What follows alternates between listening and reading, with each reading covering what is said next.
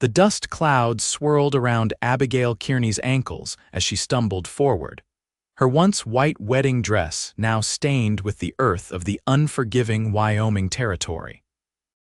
The stagecoach that had abandoned her disappeared over the horizon, leaving nothing but a trail of dust and broken promises in its wake. It was 1878, and Abigail had traveled all the way from Boston to marry a man she'd never met, a cattle baron who'd advertised for a bride in the newspaper. Their correspondence had lasted 6 months before she'd agreed to come west. But there was no one waiting at the stage stop, no welcoming party, no fiancé. Just a hastily scrawled note from the man explaining he'd found someone else and couldn't be bothered to tell her sooner. The sun beat down mercilessly as Abigail trudged along the road leading to the small town of Redemption. Her trunk had been unloaded from the stage before the driver informed her no one was coming, and now it sat beside her, impossibly heavy. She'd managed to drag it a quarter mile before her strength gave out. When her knees finally buckled, she didn't fight the fall. The packed earth rushed up to meet her, and she landed hard, tearing the lace at her hem. Tears streamed down her face, cutting clean trails through the dust that had settled on her cheeks. "This wasn't how it was supposed to be," she whispered to no one, her voice carried away by the prairie wind. She didn't hear the approaching hoofbeats until they were nearly upon her. Abigail looked up to see a man on horseback, silhouetted against the setting sun. He pulled his mount to a stop and regarded her with a mixture of surprise and concern. "Madam, are you hurt?" His voice was deep, with the slight drawl she'd come to associate with Westerners. Abigail wiped at her tears, smudging more dirt across her face. "Not injured, just abandoned." The man dismounted in one fluid motion, removing his hat as he approached. He was tall, broad-shouldered, with a face weathered by sun and wind. His eyes, though his eyes were kind. "Isaac Xavier," he said, extending a hand to help her up. "My ranch is just over that rise.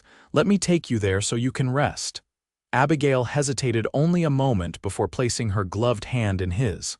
"Abigail Kearney." "I was supposed to be Abigail Mitchell by now, but it seems Mr. Mitchell had other plans." Understanding dawned in Isaac's eyes. "Mail order bride," she nodded, embarrassment coloring her cheeks. Without another word, Isaac lifted her trunk as if it weighed nothing and secured it to his horse. Then, to Abigail's surprise, he returned and swept her into his arms. "You're in no condition to walk further, Miss Kearney," he said simply, carrying her to his horse. "And that dress wasn't made for the Wyoming dust." As he settled her sideways on his saddle and mounted behind her, Abigail felt the warmth of his chest against her shoulder. He smelled of leather, horses, and something indefinably masculine.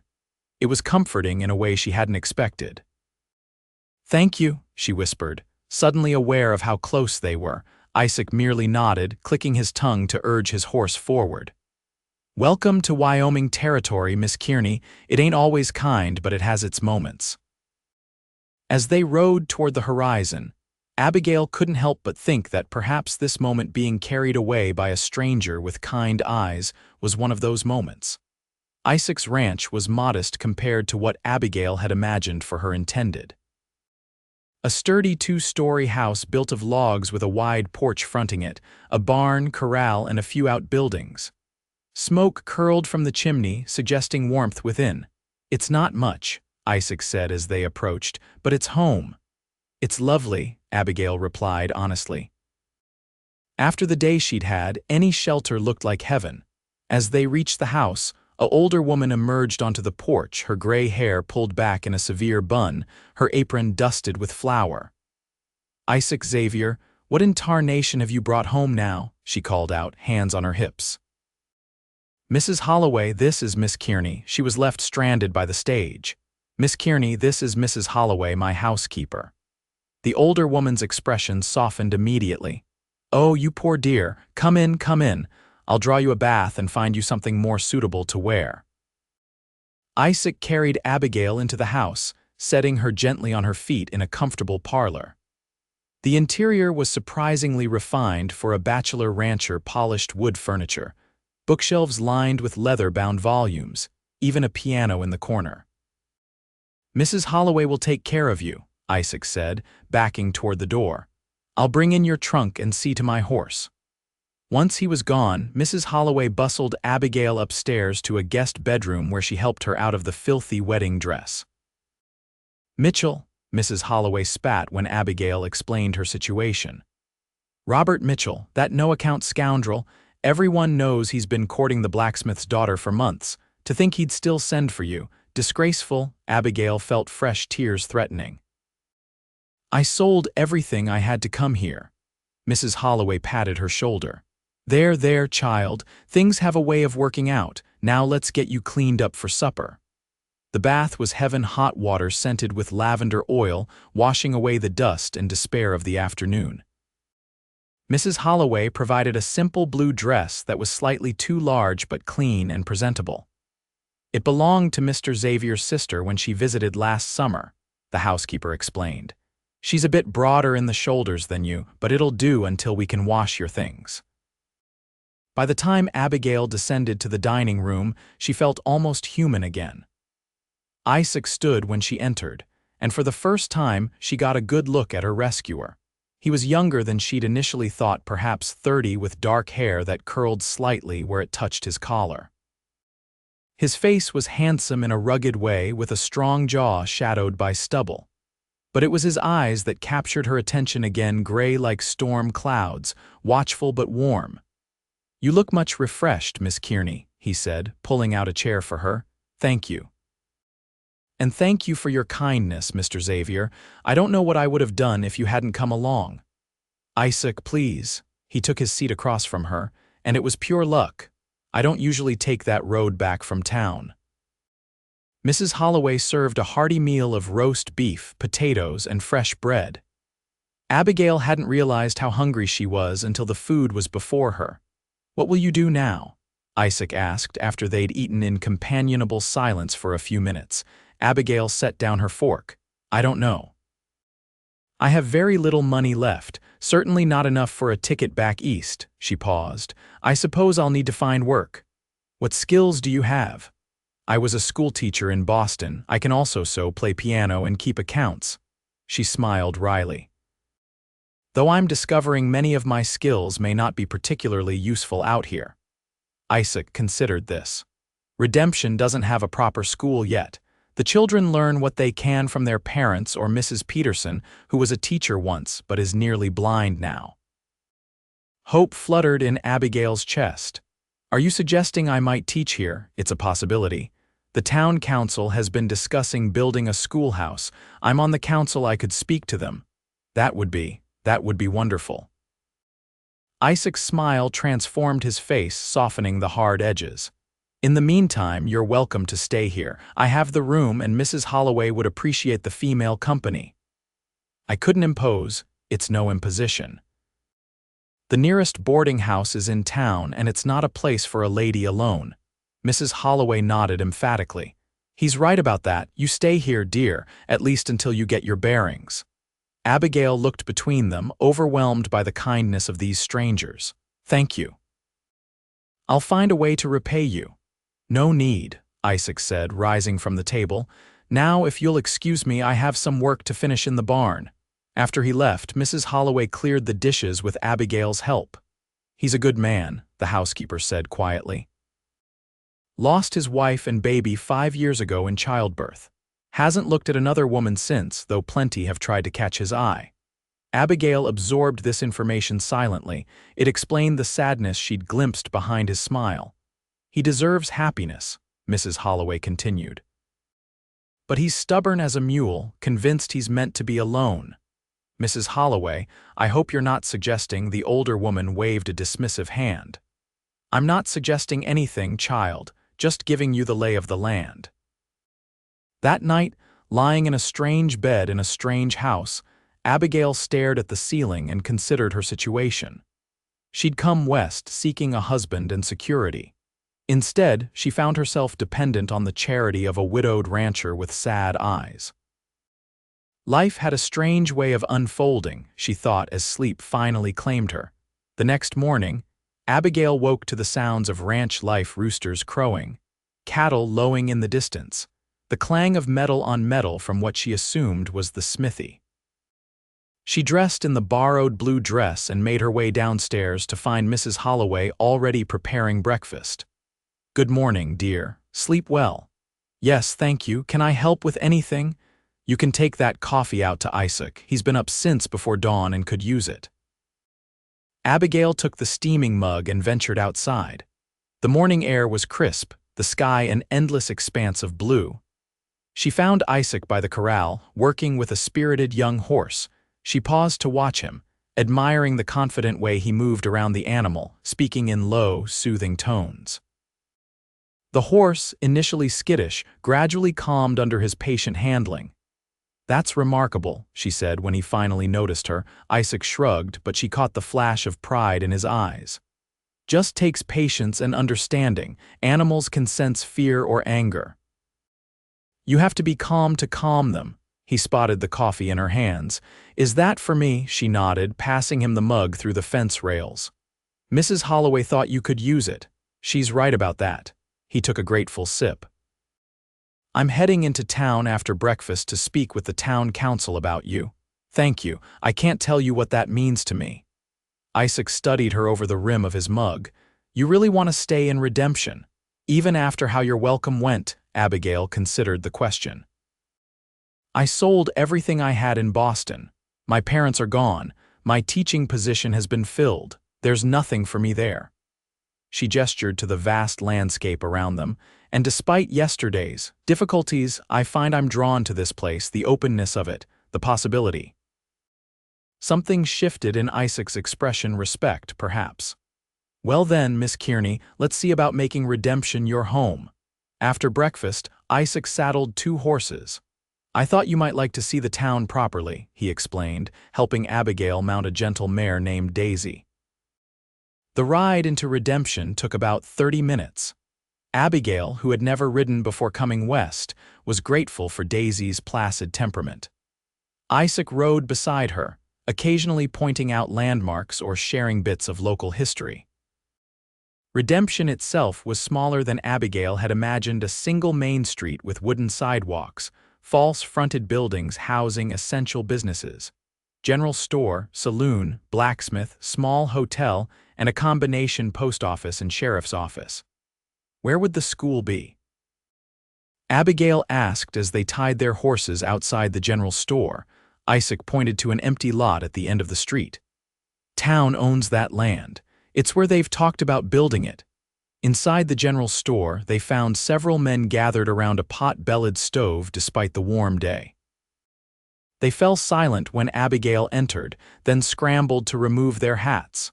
"Gentlemen," Isaac said, nodding to the group. "This is Miss Abigail Kearney. She's a trained teacher from Boston who's looking to settle in Redemption." An older man with a magnificent white mustache stepped forward. "Harold Thompson, miss. I'm the mayor of this fine establishment. We've been hoping to attract a qualified teacher." Abigail shook his offered hand. "I'd be honored to discuss the position, Mr. Thompson." For the next hour, Abigail found herself in an impromptu interview with the town council, Mayor Thompson, the general store owner, Mr. Peterson, the banker, Mr. Grant, and of course, Isaac. They asked about her education, her teaching experience, and her approach to discipline. "And where are you staying, Miss Kearney?" Mr. Grant asked, eyeing her with thinly veiled suspicion. "Miss Kearney is my guest," Isaac said before she could respond. "She'll be staying at my ranch until suitable accommodations can be arranged in town." Mr. Grant's eyebrows rose. "Is that appropriate?" Abigail felt her cheeks heat. "Mrs. Holloway is there as chaperone, Mr. Grant. I assure you propriety is being observed." Mayor Thompson cleared his throat. "Well, we can discuss all that later. For now, the council needs to confer." "Isaac, why don't you show Miss Kearney around while we talk?" Outside, Isaac looked apologetic. "Small towns run on gossip, I'm afraid. I should have anticipated Grant's reaction." "It's fine," Abigail assured him. "I understand the concern for appearances." They spent the next hour exploring Redemption. Isaac introduced her to various townspeople, all of whom seemed genuinely pleased at the prospect of a school. The mothers, especially, were enthusiastic, peppering Abigail with questions about what their children would learn. By the time they returned to the general store, the council had reached a decision. "We'd like to offer you the position, Miss Kearney," Mayor Thompson announced. "We can pay $15 a month, plus we'll build you living quarters attached to the schoolhouse." When would construction begin? Abigail asked, hardly daring to believe her luck. The men exchanged glances. "Well, that's the rub," Mr. Peterson said. "We've got the lumber, but with harvest coming, most men can't spare the time to build." "I'll organize it," Isaac said suddenly. "My ranch hands and I can handle it with help from whoever else can spare a day or two." Mayor Thompson looked relieved. "That settles it then. Welcome to redemption, Miss Kearney." On the ride back to the ranch, Abigail was quiet, processing all that had happened, having second thoughts. Isaac asked, breaking the silence. "No, just overwhelmed. Yesterday I thought all was lost. Today I have a position, the promise of a home, a community willing to welcome me." She turned to him. "And it's all because of you." Isaac looked uncomfortable with the praise. "You're the one with the skills they need. I just made the introductions." "Nevertheless, I'm grateful." When they reached the ranch, Mrs. Holloway was waiting on the porch, clearly anxious for news. "They've offered me the teaching position," Abigail called out as they dismounted. The housekeeper clapped her hands in delight.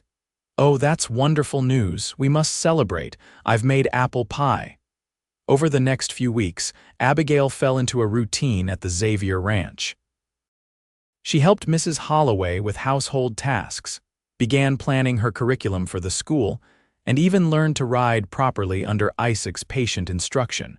Construction on the schoolhouse progressed steadily. True to his word, Isaac had organized a work crew of his ranch hands and various townsmen.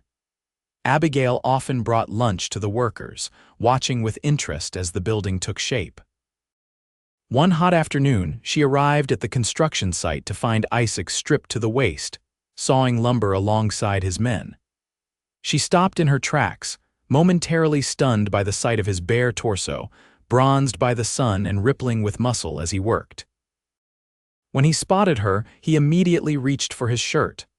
"No need to stop on my account," she said, trying to sound casual as she set down the basket of food. "I've just brought lunch for everyone." The men gathered eagerly around the food, thanking her profusely for the cold chicken, bread, and lemonade. Isaac hung back, shirt now buttoned though not tucked in. "The work is coming along nicely," Abigail commented, trying not to stare at how the open collar of his shirt revealed a triangle of tanned skin. "Should be done in another week or so," he replied, accepting a glass of lemonade from her. Their fingers brushed during the exchange, and Abigail felt a jolt of awareness shoot through her. "Thank you again for organizing all this," she said, gesturing to the half-built schoolhouse. "I know how busy you must be with your own ranch work." Isaac shrugged. "Education's important. My father made sure my sister and I had the best he could provide. I figure every child deserves that chance." Something about the casual way he said it, as if his generosity was nothing remarkable, made Abigail's heart squeeze painfully in her chest. "You're a good man, Isaac Xavier," she said softly. He looked startled, then embarrassed. "Just doing what needs doing, that's all." That evening, as Abigail helped Mrs. Holloway with dinner preparations, the housekeeper gave her a knowing look. "You're sweet on him, aren't you?" Abigail nearly dropped the potato she was peeling. That's not. We're friends, that's all," Mrs. Holloway snorted. "I've seen how you look at him when you think no one's watching, and I've seen how he looks at you too." "How does he look at me?" Abigail couldn't help asking. "Like a man who's remembering what it's like to be hungry." The older woman's voice softened. "It's good to see. I was beginning to think he'd never come back to life after losing Sarah and the baby." Abigail set down her knife. "Mrs. Holloway, I don't want to be anyone's replacement for a lost love. Of course not, child, and you're not. You're something new entirely." Mrs. Holloway patted her hand. "Just be patient with him. He's had walls up for a long time." The next day, A violent summer storm swept across the territory. Abigail watched from the parlor window as lightning split the sky and rain came down in sheets. The construction site would be a muddy mess tomorrow, she thought. When evening fell and Isaac hadn't returned from checking on the cattle, Mrs. Holloway began to worry. "He should have been back hours ago," she fretted, pacing the kitchen. "Something's happened, I just know it." As if summoned by her words, the front door burst open. Isaac staggered in, drenched to the bone and supporting one of his ranch hands, a young man named Thomas who was clearly injured. "Mrs. Holloway, hot water and bandages," Isaac ordered, helping Thomas to a chair. "Abigail, there's whiskey in the cabinet in my study." Abigail rushed to fetch it, returning to find Isaac cutting away Thomas's bloodied pant leg to reveal a deep gash. "Lightning spooked the herd," Isaac explained as he poured whiskey over the wound, causing Thomas to groan in pain. Thomas got thrown from his horse and caught his leg on a broken fence post. Working together, they cleaned and bandaged the injury. Thomas, pale but stoic, thanked them before Isaac helped him upstairs to rest in one of the spare bedrooms. When Isaac returned to the kitchen, he looked exhausted. His clothes were still soaking wet, and Abigail noticed he was shivering slightly. "You need to get changed before you catch your death," she said firmly. "Mrs. Holloway and I will clean up here." He nodded, too tired to argue, and headed upstairs. When he came back down a few minutes later in dry clothes, his hair still damp and tousled, Abigail had hot coffee waiting.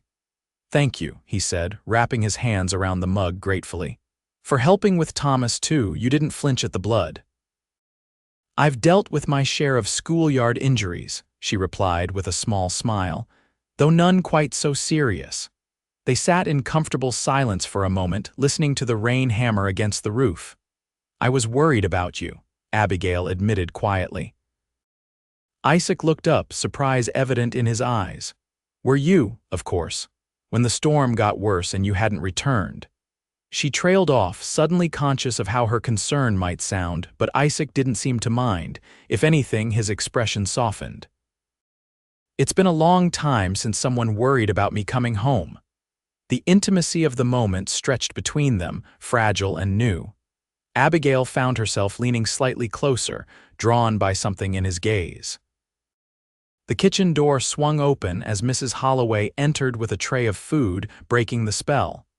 "You need to eat something," she declared, setting it before Isaac, "and then straight to bed with you." Isaac shot Abigail a rueful smile before turning his attention to the meal. Later, lying in her bed listening to the storm, Abigail replayed the moment in the kitchen. The look in Isaac's eyes had stirred something within her, something warm and hopeful, and a little frightening in its intensity. She was falling for him, she realized. Against all logic and her own better judgment, she was falling for the rancher with the sad eyes and gentle hands. The schoolhouse was completed by the end of August, just in time for the fall term to begin. Abigail moved into the attached living quarters, a cozy two-room apartment with a small kitchen. Mrs. Holloway had helped her make curtains and a patchwork quilt, while Isaac had built her a bookshelf and a sturdy desk. On the evening before school was to start, the town organized a welcome celebration. Tables were set up in the street, laden with food brought by the families. Lanterns hung from wires strung between buildings, casting a warm glow over the gathering. Someone produced a fiddle and soon music filled the air. Abigail moved through the crowd, greeting parents and meeting her future students. She felt a sense of belonging she hadn't expected to find so quickly. "Miss Kearney," a small girl tugged at her skirt, "will you dance with my papa?" "He's too shy to ask." Abigail looked up to see a mortified father shaking his head behind his daughter, but the interaction made her laugh. "Perhaps later," she told the girl kindly. "I'm still meeting everyone." As the evening progressed, Abigail found herself watching for Isaac. He'd been busy at the ranch all day and had promised to come to the celebration, but there was no sign of him yet. "Looking for someone?" Mayor Thompson appeared at her elbow, offering her a cup of punch. "Just taking it all in," she replied diplomatically. "It's a wonderful welcome." The mayor nodded. Redemption takes care of its own, Miss Kearney, and you're one of us now. The simple declaration touched her deeply. Thank you, Mayor, that means more than you know. Now, how about a dance? He held out his hand. My wife's knee is bothering her, so she sent me to stand in. Abigail accepted with a smile and soon found herself being whirled around the makeshift dance floor. After the mayor, several other men claimed dances. Mr. Peterson, the blacksmith, even young Thomas, limping but determined. She was catching her breath on the sidelines when a familiar voice spoke from behind her. Saved any dances for me? Abigail turned to find Isaac standing there, looking impossibly handsome in clean clothes, his hair still damp from washing. I thought you weren't coming, she said, unable to keep the pleasure from her voice, and miss your big night. Mrs. Holloway would never let me hear the end of it. He held out his hand. So, that dance.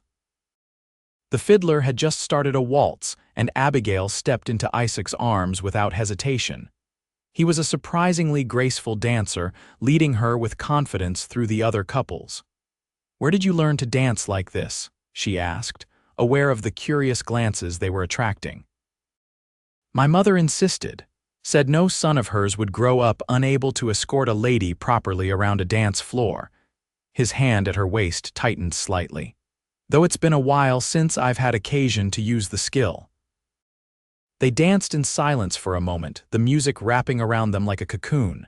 I'll miss having you at the ranch, Isaac said finally. It was nice coming in for supper and finding you there. Abigail's heart fluttered at the admission. I'll miss it too, Mrs. Holloway, the ranch, you. His eyes darkened at her words.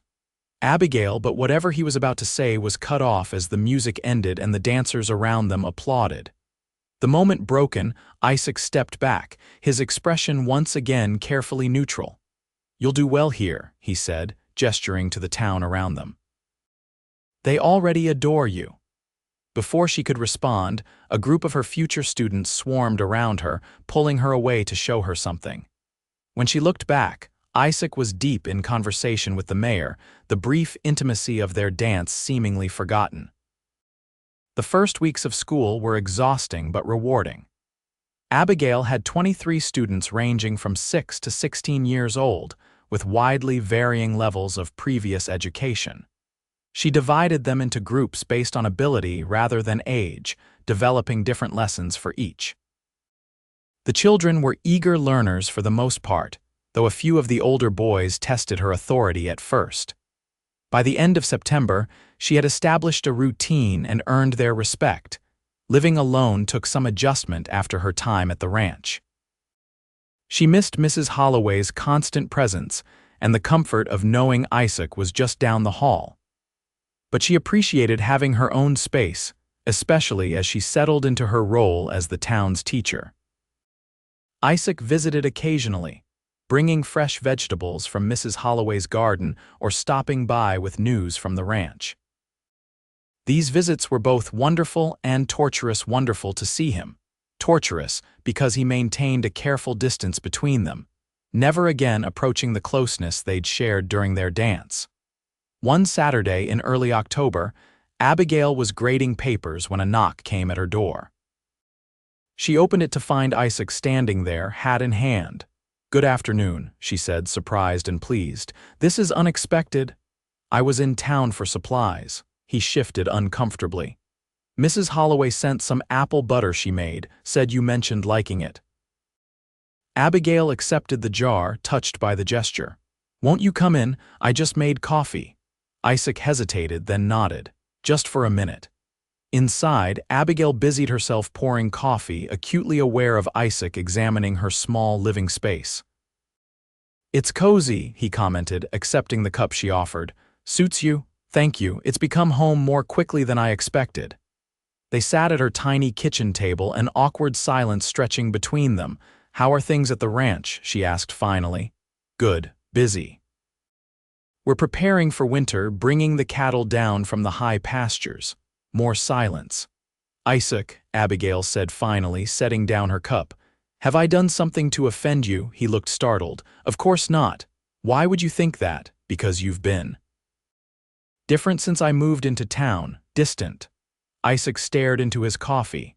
I thought it best. People talk in small towns, and your reputation as the schoolteacher, is that really why? She interrupted.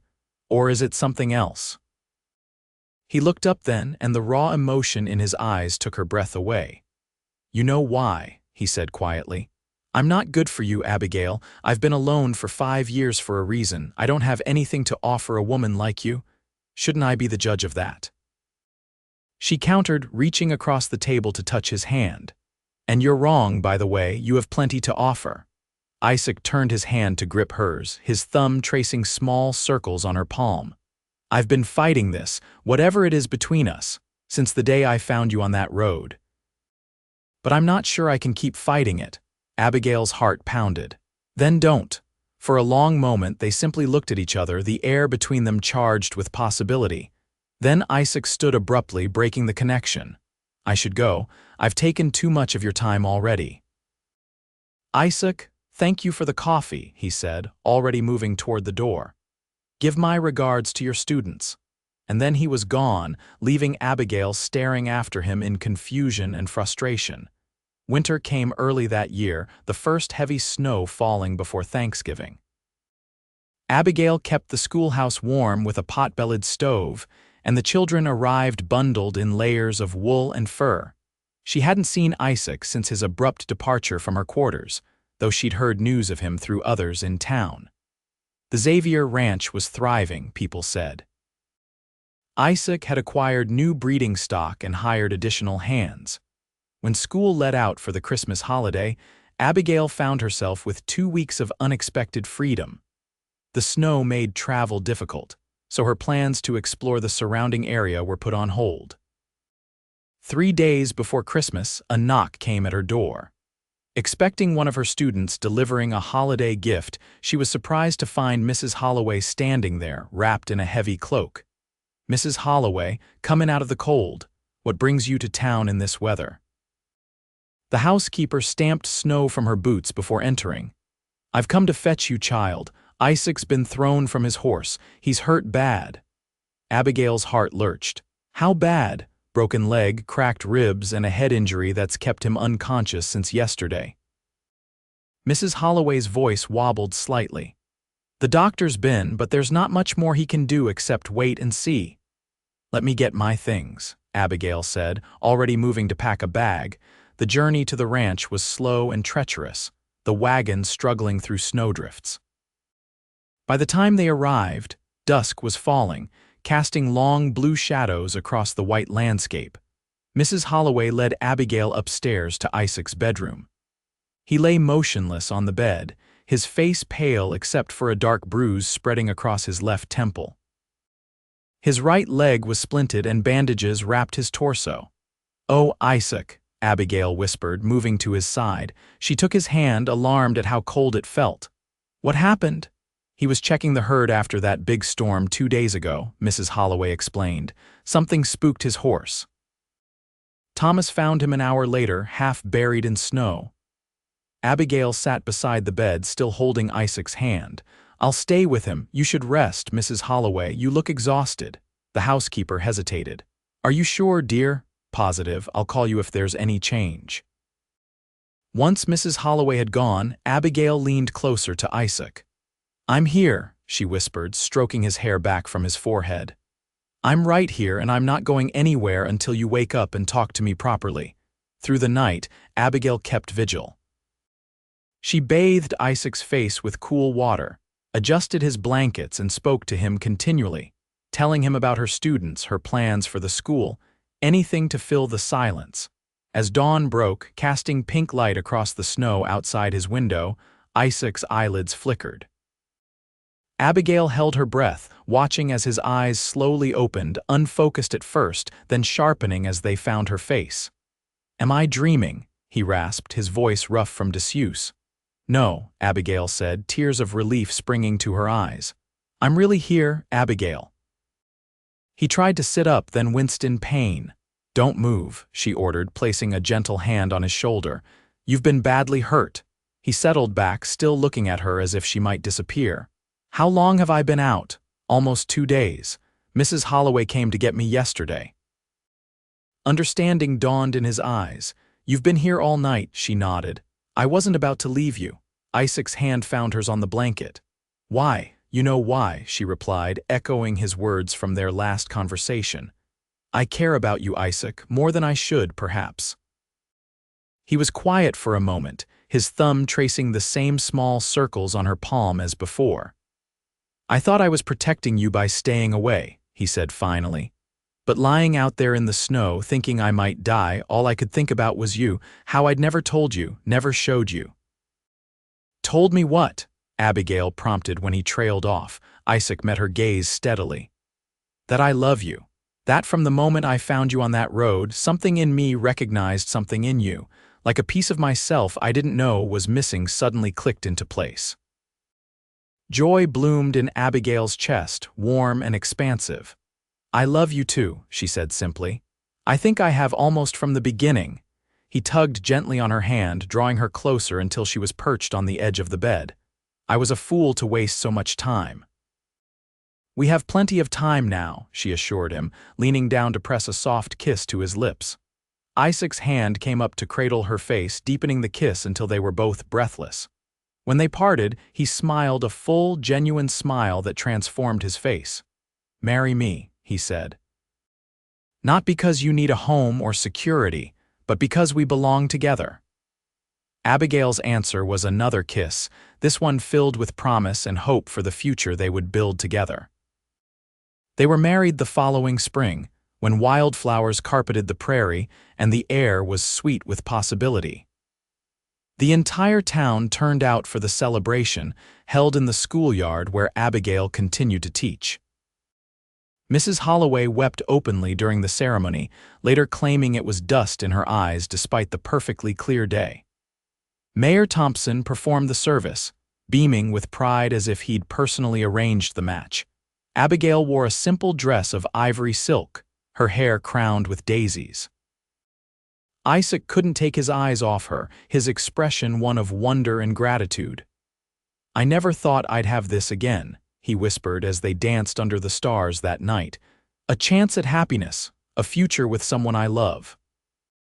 "Life has a way of surprising us," Abigail replied, thinking of that dusty road where she'd stumbled, heartbroken and alone. "Sometimes the best things come from our darkest moments." As they settled into married life, Abigail continued teaching while Isaac managed the ranch. They expanded the house, adding a library where Abigail could prepare her lessons and Isaac could read by the fire in the evenings. 2 years after their wedding, their first child was born, a daughter they named Hope, for what had brought them together. She was followed 2 years later by a son, William, named for Isaac's father. On their 5th anniversary, Isaac took Abigail back to the spot on the road where they'd first met. A small stone marker now stood there, engraved with the date and 2 simple words: "New beginnings." "Do you ever think about how different our lives would be if I hadn't come along that day?" Isaac asked, his arm around her waist as they stood looking at the marker. "Sometimes," Abigail admitted. "But then I remember what my mother used to say. Everything happens for a reason, even the painful things. If Robert Mitchell hadn't broken his promise, I never would have been on that road. I never would have found you." Isaac turned her in his arms, pressing his forehead to hers. "And I would still be half alive, thinking love wasn't for me anymore. We saved each other," she whispered. As they rode back to their ranch, their home, with the setting sun painting the Wyoming sky in shades of gold and crimson, Abigail looked at the man beside her and felt overwhelming gratitude for the journey that had led her here. From a bride stumbling in the dust to a woman who had found not just shelter, but love, purpose, and belonging in the arms of a cowboy who had carried her into his home and his heart.